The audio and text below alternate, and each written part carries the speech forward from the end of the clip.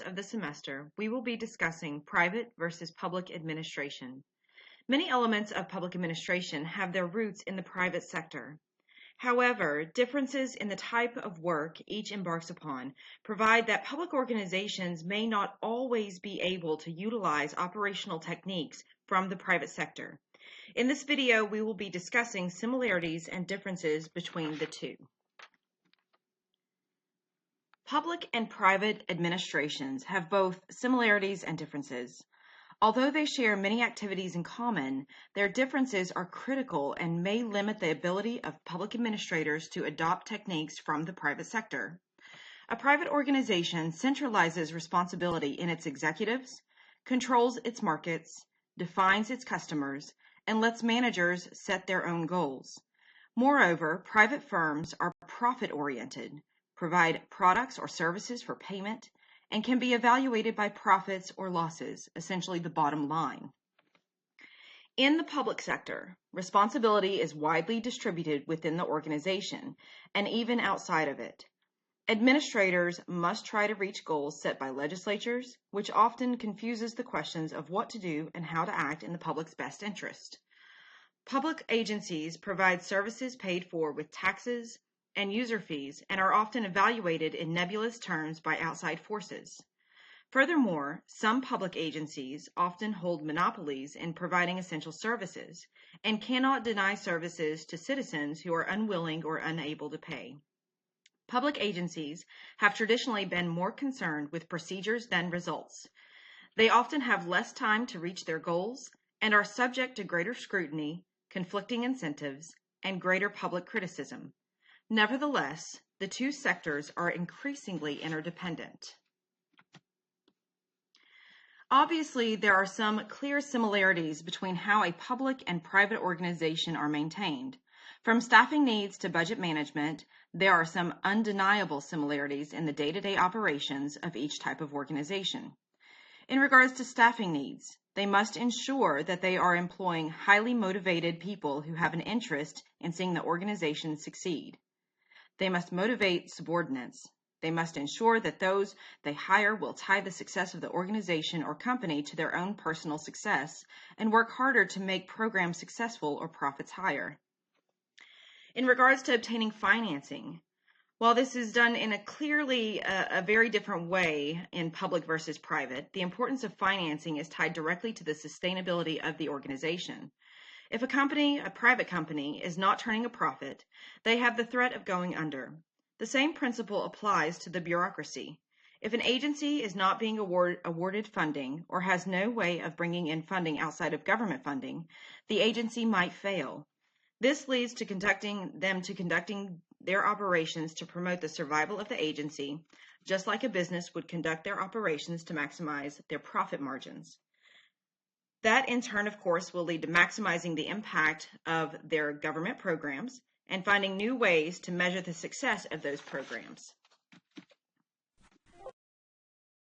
In private industry, products or services are sold for money based solely on what the customer wants. Supply and demand are met based on purchasing patterns from customers. Customers then pay the companies directly for those goods and services.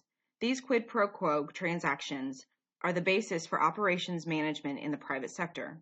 The more you sell, the higher your profit margin, and the more people are willing to invest in your company. In the public sector, the programs are not entirely reliant on customer wants. They are also not based on customer expressed needs. Programs are not curtailed to the needs of one individual. Rather, they are offered to the collective of citizens and supported by taxes.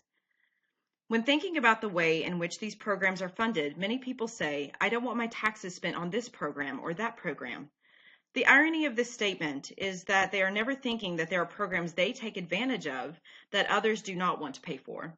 In this, we see a fundamental difference in not only how private versus public programs are funded, but also how they are evaluated and scrutinized by the public. In private industry, each company decides who they will be marketing their products and services to. They pick and choose to some extent who that ideal market is for their business and for their products. Sometimes they get a surprise demographic to lay down their money for their products. Clearly, this is not the case with public organizations. public organizations are obligated to serve all of the public. While there are some programs that obviously target certain demographics based on age, income level, etc., the majority of programs serve the public as a whole. This means that there is potentially a diverse group of stakeholders that will benefit from any one program. Each company in the private sector has their own internal measures for performance. These can be based on activities such as sales totals, increase in overall customers, or organizational expansions. The measures are specific for each type of business and what they deem to be important to them at the time. Those measures usually go hand in hand with the bottom line. How much did we profit? How much did we net? They are then held accountable by internal forces. In other words, they are promoted or fired or demoted based on their performance. And they are also held accountable by their stockholders if they have them. In public organizations, it is much more difficult to measure the successes of certain programs. Not all outcomes are as cut and dried as they are in business. Not all outputs are entirely measurable. This is something we will get into more in depth later in the semester, but right now it's important to understand that with public administration, this is part of the challenge of accountability.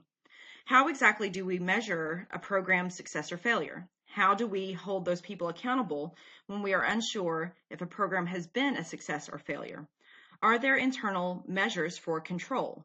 Are there metrics in place that measure exactly what we want them to measure? In reality, while there are internal measures, because of the nature of funding in these agencies, they are responsible to more stakeholders than private companies. They are subject to external influences such as Congress, the President, the courts, interest groups, and private citizens alike. This brings us back to the point that at the end of the day, it is extremely difficult to know what individuals should be held accountable in a public organization. In private industry, there is typically a clear fall guy. There is a person who made the mistake or caused the problem, and possibly their superiors or subordinates that will be held accountable. Centralized executive responsibility is a key feature of profit-oriented organizations. This is much more difficult to define in public administration. While there is a definite chain of command, there are multiple people and also multiple agencies working on an issue. So when there is a problem, who do we blame?